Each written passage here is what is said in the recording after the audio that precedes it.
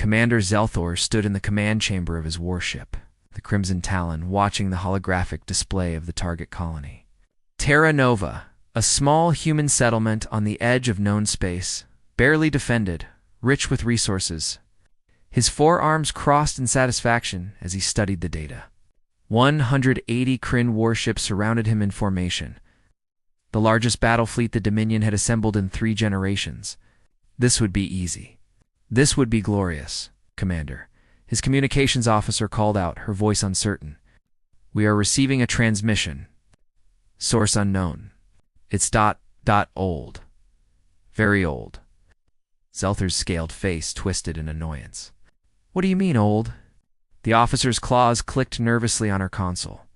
The signal uses frequencies that haven't been used in thousands of years, sir. The encryption is from the time of the observers. The observers. Zelthor felt a chill run down his spine despite himself. Every species in the galaxy knew the legends. Ancient beings who had watched civilizations rise and fall, who appeared only to deliver warnings that were always true. But they were myths. Stories told 2 young warriors to teach caution. Put it through, he ordered. The holographic display flickered and changed. Instead of Terra Nova, a figure appeared, or rather, the suggestion of a figure wrapped in shadows and static. When it spoke, the voice seemed to come from everywhere and nowhere, ancient as starlight, heavy as gravity. Commander Zelthor of the Kryn Dominion, we see your intentions. We know your target. We are the observers, and we bring you a warning that may save your species from extinction. Zelthor's bridge crew fell silent, their eyes wide with superstitious fear. But Zelthor was a modern warrior, educated in the academies of the Dominion, trained to rely on data and tactics, not ancient superstitions. Speak your warning, observer, he said with barely concealed contempt. We warn you, do not attack the humans. They are not what they appear. They are not weak. They are not forgiving. If you strike their people, they will hunt you to the end of the galaxy and beyond. They will never stop. They will never negotiate. They will never let you flee. Zelthor laughed, a harsh sound that echoed through the command chamber. With respect, observer, your information is outdated. We have studied the humans extensively. They have been spacefaring for less than a century. Their technology is primitive. Their colony on Terra Nova has no significant military presence. They have 40,000 civilians and perhaps 200 soldiers with outdated weapons. Numbers mean nothing, the observer replied, its voice growing more urgent. We have watched humanity since they first looked up at the stars. We have seen what they become when their own are threatened. 10,000 years ago, another species made the mistake you were about to make. The Vekir Empire, 300 worlds strong, attacked a single human outpost. Within 5 years, the Vekir Empire no longer existed. Not conquered, not absorbed, erased. Every trace of their civilization hunted down and destroyed by humans who would not stop, would not rest, would not forgive. Tactical Officer Kryn stepped forward, his voice respectful but firm. Commander, perhaps we should reconsider. The observers have never been wrong in recorded history. Zelthor spun to face him, all 4 eyes blazing with anger. The observers are relics from a superstitious age. Look at the data. Human ships use chemical rockets while we have quantum drives. Their weapons are kinetic, while ours are plasma-based. Their armor is basic alloys, while ours is regenerating biometal. This colony has 6 patrol ships against our 180 warships. The mathematics are simple. He turned back to the fading observer transmission. Thank you for your concern, observer. But the Kryn Dominion does not cower before myths and legends.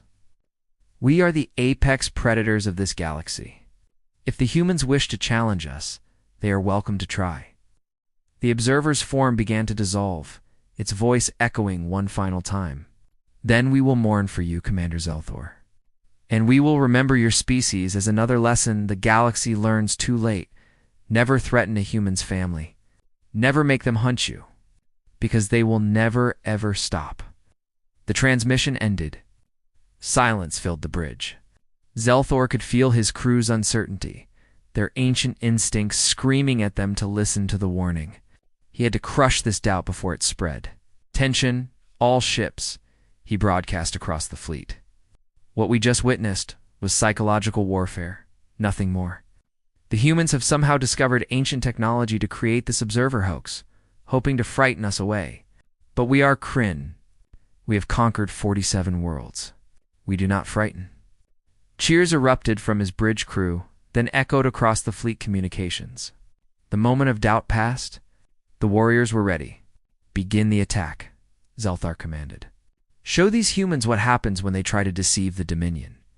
The first strike, the attack on Terra Nova, began at 0600 local time.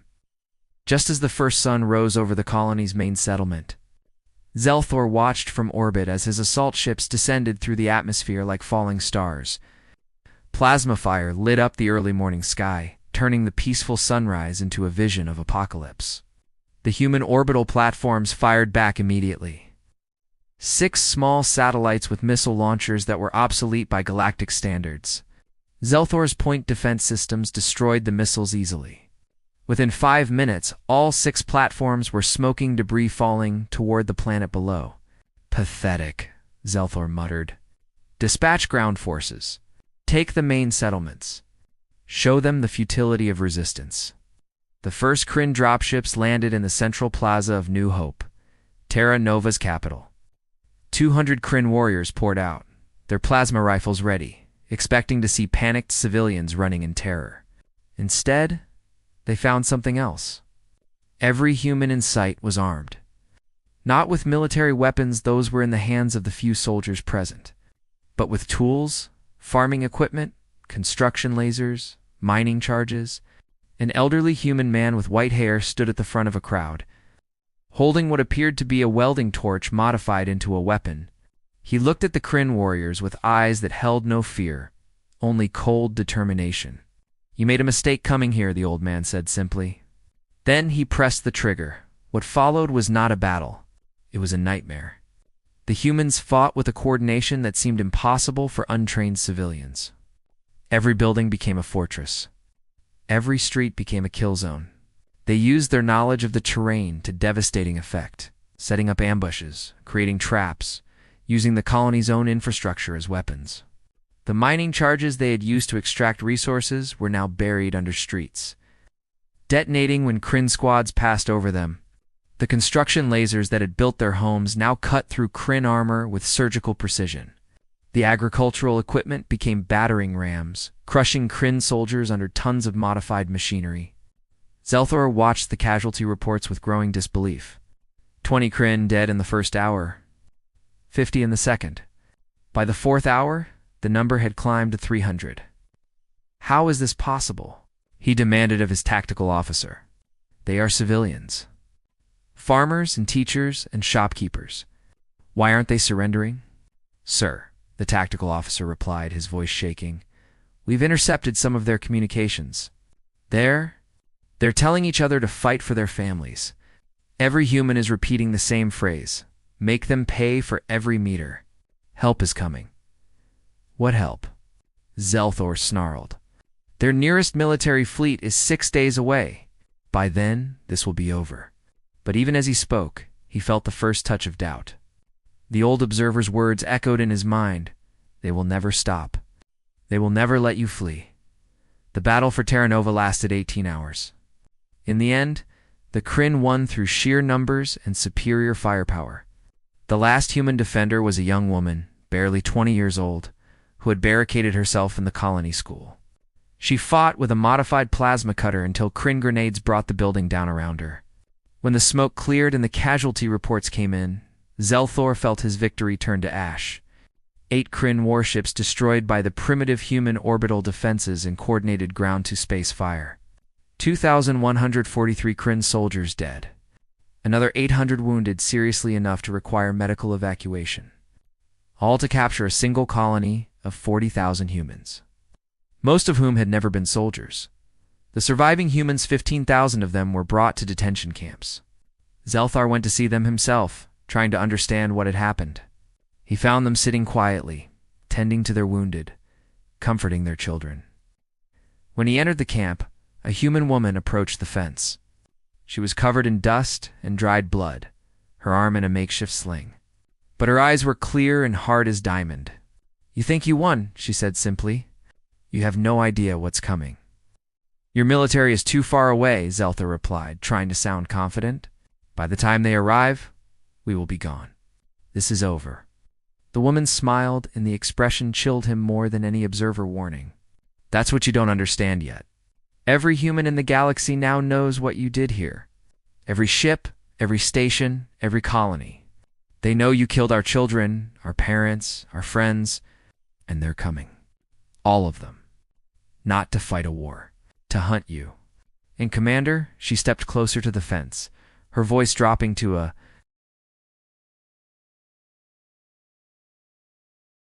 whisper that somehow carried perfect weight. "Humans never stop hunting. Never. The hunters arrive 36 hours after the battle." Zelthor's fleet was preparing to leave the Terra Nova system when the alarm sounded. "Sir, multiple contacts dropping out of hyperspace," his sensor officer called out. "Classification. Human warships. Mark V cruisers. 12 of them." Zelthor felt relief. Only 12 ships against his remaining 172. "Prepare to engage. Show them the price of Sir. They're not attacking. They're just ... watching. Recording everything." The human ships maintained a distance of exactly 300,000 kilometers. Far enough to avoid immediate threat, close enough to track every movement. They broadcast no threats. Made no demands. Just watched with their sensors recording every detail of the Kryn fleet. "Destroy them," Zelthor ordered. "Yes, sir." His weapons officer launched a full salvo of plasma torpedoes. The human ships dodged with surprising agility, their primitive but effective maneuvering keeping them just out of range. They didn't return fire. They didn't run. They just kept watching. "Sir, we're receiving a transmission from the human ships. Put it through." A human face appeared on the screen. The man wore a military uniform, his dark skin marked with old scars, his expression completely emotionless. "Commander Zelthor of the Kryn Dominion. I am Captain Marcus Webb of the Human Defense Fleet. We are here to inform you that your attack on Terra Nova has been recorded and transmitted to every human world in known space. We have images of every ship in your fleet, scanned data on your weapons and defenses, and genetic samples from your soldiers on the ground. Is this supposed to frighten me, human?" Zelthor asked. "You have 12 ships. I have nearly 200. Captain Webb's expression didn't change. "We're not here to frighten you, Commander. We're here to mark you. Every ship in your fleet is now in our database. Every individual Kryn who participated in the attack has been identified. You are all marked. And now the hunt begins." "What hunt?" Zelthor demanded, but he already knew. The observer's words echoed in his mind again. Captain Webb leaned forward slightly, and for the first time, Zelthor saw something in his eyes that made his blood run cold. Not anger. Not hatred. Something colder and more final than either. "You killed 15,000 humans at Terra Nova, Commander. We have their names. We have their faces. We have their stories. Every human in the galaxy knows what you did, and we're coming for you. Not just military. Every human ship in space is now looking for you. Every human colony is watching for you. Every human trader, explorer, and merchant is reporting your position." Webb paused, letting his words sink in. "You can run to any system in the galaxy. You can hide behind any world. You can seek shelter from any species. It won't matter. We will find you. We will hunt you across every star, through every nebula, beyond every border. We will never negotiate. We will never accept surrender until justice is served for every single person you killed. This is not a war, Commander Zelthor. This is a hunt, and you are the prey." The transmission ended. Zelthor stood frozen on his bridge, his crew silent around him. In the view screen, the 12 human ships continued to follow at their precise distance, watching, recording, waiting. "Commander," his navigation officer asked quietly, "what are your orders?" Zelthor looked at his fleet, his powerful warships, his trained warriors. He thought of the 47 worlds he had conquered, the countless victories he had won, and he realized that for the first time in his military career, he had no idea what to do. because he had finally understood what the observer had tried to tell him. He hadn't fought a battle at Terra Nova. He had triggered a hunt, and the humans would never let him flee. "Set course for the outer rim," he ordered finally, his voice hollow. "Maximum speed. Tell the fleet to scatter into different groups. Maybe we can lose them in the confusion." But even as he gave the orders, he knew it was futile. He could see it in the steady, patient way those 12 human ships followed. They weren't rushing. They weren't angry. They were simply ... inevitable. The hunt had begun, and Commander Zelthor, conqueror of 47 worlds, suddenly understood what it meant to be prey. Admiral Catherine Reeves sat in the war room of the Human Defense Command station orbiting Earth, studying the holographic display that showed every known Kryn ship position. 3 months had passed since Terra Nova. 3 months of the most coordinated human effort in history. The door opened, and her chief intelligence officer, Commander Sarah Chen, entered with fresh reports. "Admiral, we've confirmed 12 more Kryn ship locations. 6 in the Helio sector, 4 near the Andromeda Gate, and 2 trying to hide in the Forgotten Nebula." Catherine nodded, adding markers to the tactical display. Red dots for confirmed Kryn positions. Green dots for human hunter groups. The green was slowly but surely overwhelming the red. "Current fleet status?" she asked. "Every human ship in space has joined the hunt, ma'am. Military, civilian, commercial, all of them. We have over 800 vessels actively tracking Kryn movements. The converted cargo haulers are proving especially effective. The Kryn don't recognize them as threats until it's too late."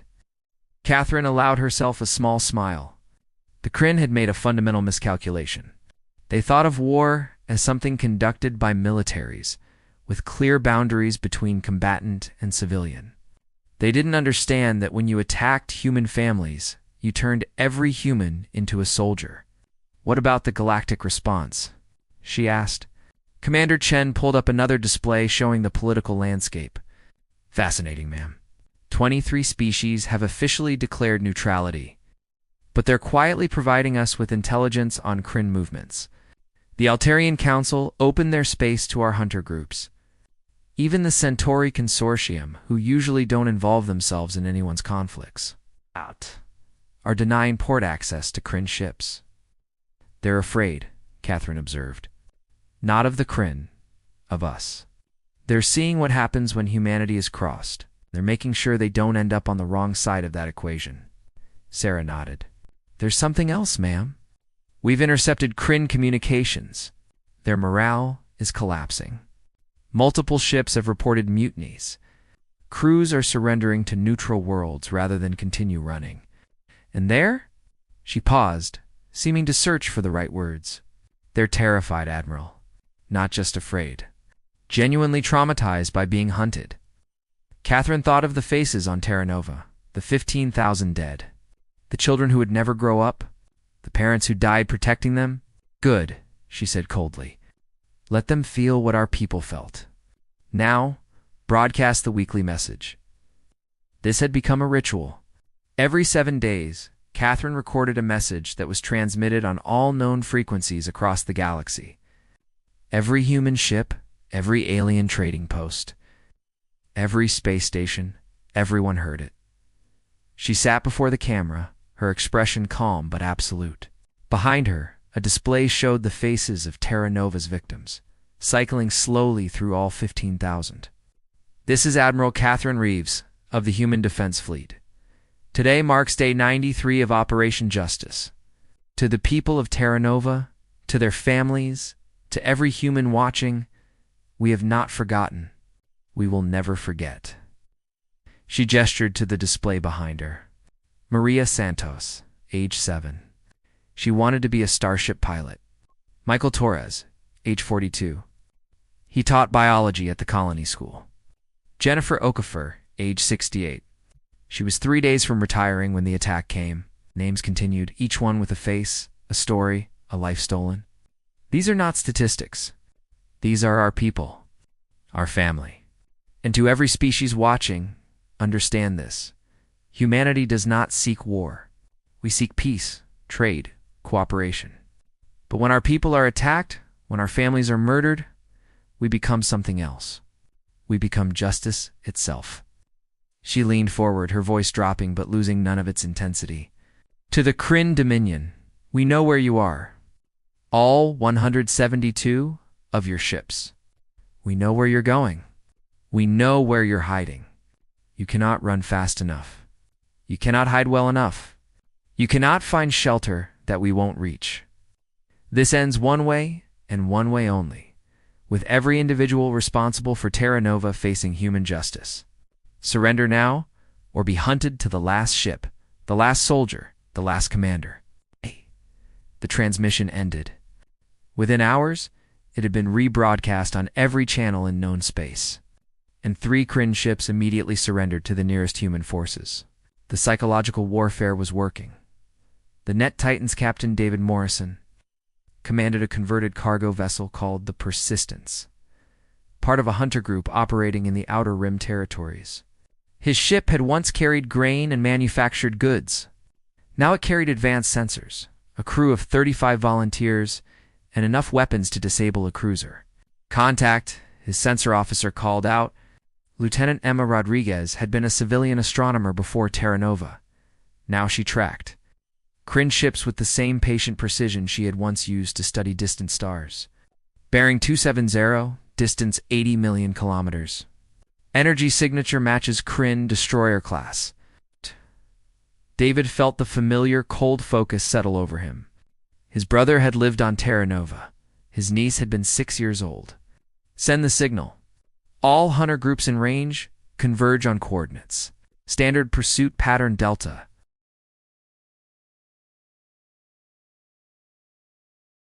Within an hour, 6 human ships had surrounded the Kryn destroyer. They didn't attack. They simply followed, matching the destroyer's every maneuver, staying just out of weapons range. The Kryn ship tried to run. It jumped to hyperspace. The human ships followed. It jumped again. They followed again. Sir, they're broadcasting a surrender request, Emma reported. Responding to our demands? Yes, sir. They're offering to turn over all personnel involved in Terra Nova and submit to human custody. They're begging, sir. Their captain sounds terrified. David thought about his niece, Sophie. She had loved drawing pictures of spaceships, filling them with bright colors and impossible designs. The Kryn had killed her while she slept in her bed. Tell them surrender is accepted, but make sure they understand. Cooperation means prison. Resistance means we continue the hunt until there's nowhere in the galaxy they can hide. Their choice. The Kryn chose prison. They all did eventually. Across the galaxy, similar scenes played out. Human hunter groups would locate a Kryn ship, surround it, and simply wait.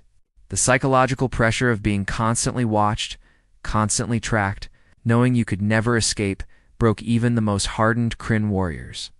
Commander Chen presented the weekly intelligence briefing to Admiral Reeves. We're seeing a pattern, ma'am. The Kryn fleet is fragmenting. Commander Zelthor's Central Group still has 67 ships, but they're isolated. The rest have scattered into groups of 2 or 3, trying to find hiding places. Many are surrendering. Some are trying to seek sanctuary on neutral worlds, but no one will take them. Why not? Catherine asked, though she suspected the answer.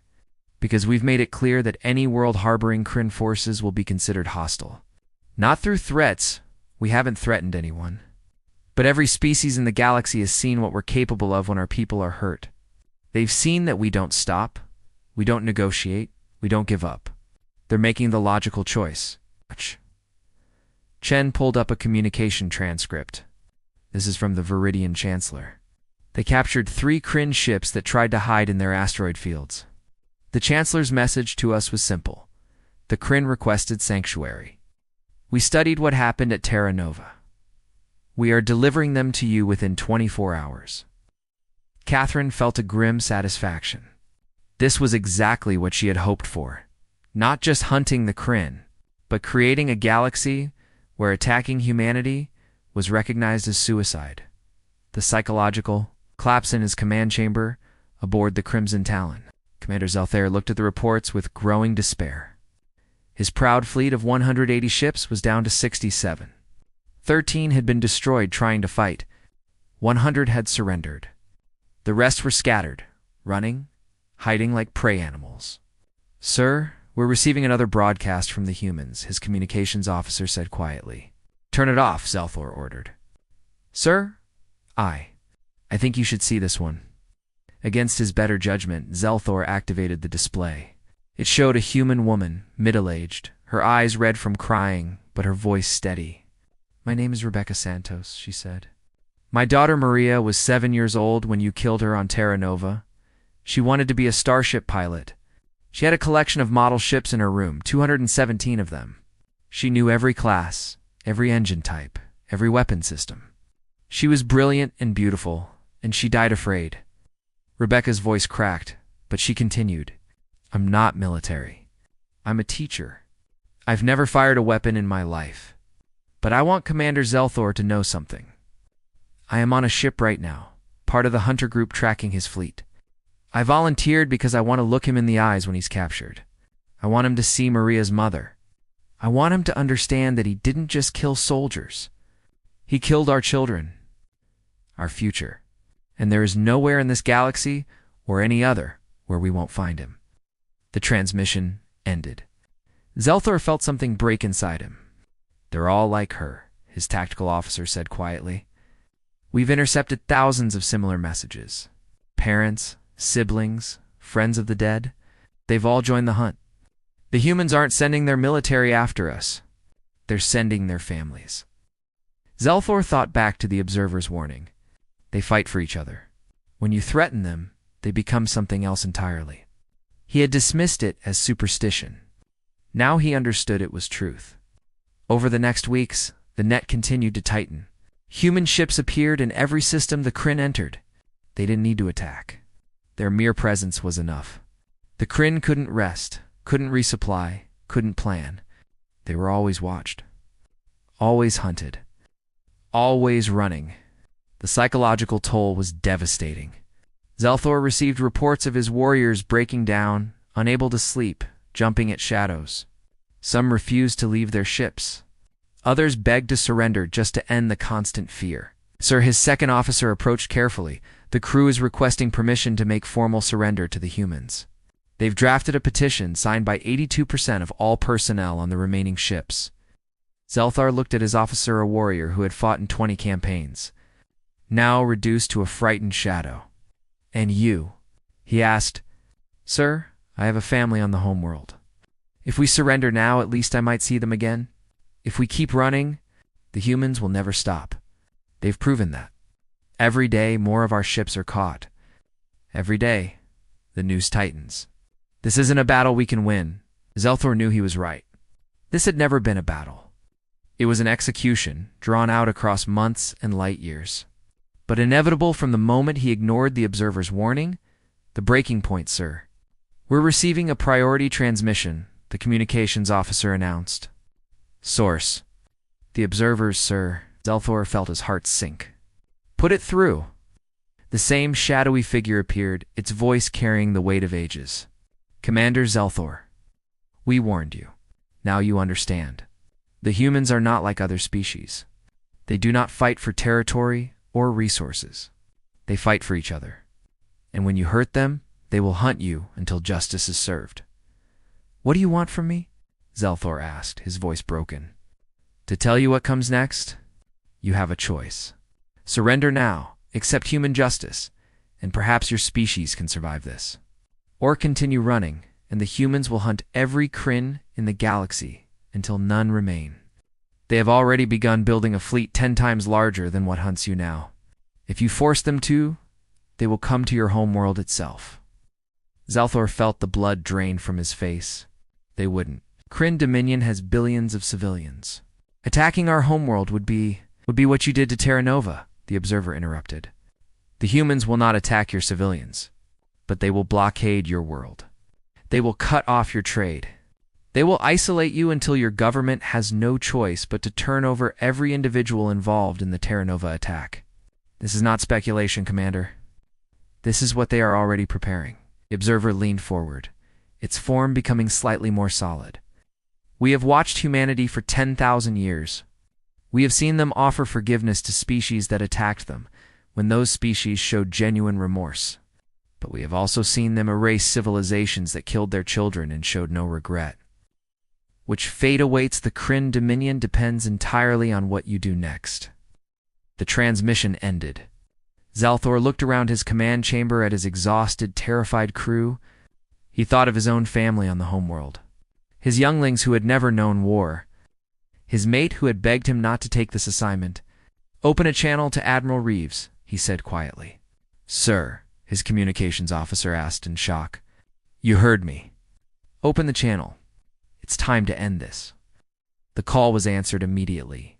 Admiral Catherine Reeves appeared on his screen, her expression neutral, but her eyes hard. "Commander Zalthor."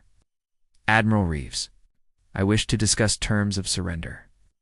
"There are no terms," Catherine replied simply. "Only conditions. You and every Kryn involved in the Terra Nova attack will turn yourselves over to human custody. You will face trial for war crimes. You will accept whatever sentence is rendered. In exchange, we will not extend the hunt to your homeworld. Your species will survive. Your civilians will be left alone. But everyone who participated in the massacre will face human justice." Zalthor felt the weight of 15,000 deaths pressing down on him. "What will happen to us?" "That depends on the evidence presented at trial and your level of cooperation," Catherine said. "But understand this, Commander. If you or any of your people try to run, try to hide, try to escape justice, the hunt will resume and will not end until every last one of you is found.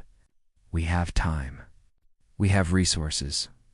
And we have the memory of our dead to fuel our determination. We will never stop." Zalthor bowed his head.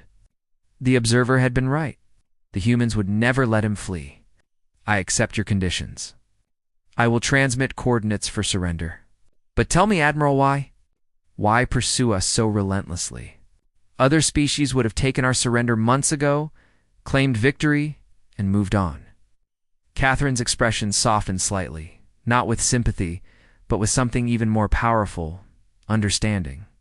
"Because you killed our family, Commander, and humans never abandon family. Never forget them.